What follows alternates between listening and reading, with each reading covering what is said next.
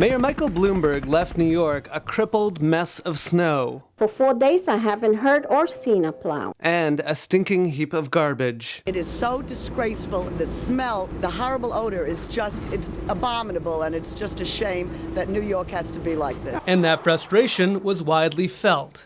A post-snowstorm New York 1 Marist poll revealed that 71% of New Yorkers disapproved of how Bloomberg handled December snow removal. I cannot tell you for sure why it was a lot worse this time. The poll also found that his approval rating has dropped to an all-time low. Former Mayor Rudy Giuliani calls the mayor's mishandling of the storm a big mistake. Didn't declare a snow emergency. Right.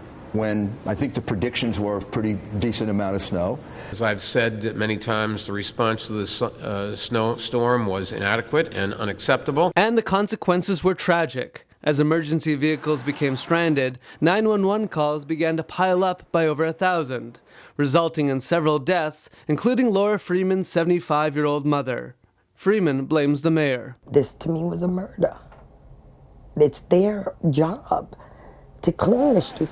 Eric Felton took to the Wall Street Journal to express New Yorkers' frustration, saying perhaps if the mayor, quote, spent less time keeping salt off our tables and more time getting salt on the streets, New York roads might have been passable this week. The reference to the mayor's war on salt is a reminder that many liken to another misplaced priority, at the sacrifice of the public. But that's none of his business, is it? He should really be minding his own business and doing more for the city. I was reading in the paper that if he bans salt, it's going to cause more health problems. And the mayor's experiment seems to be growing.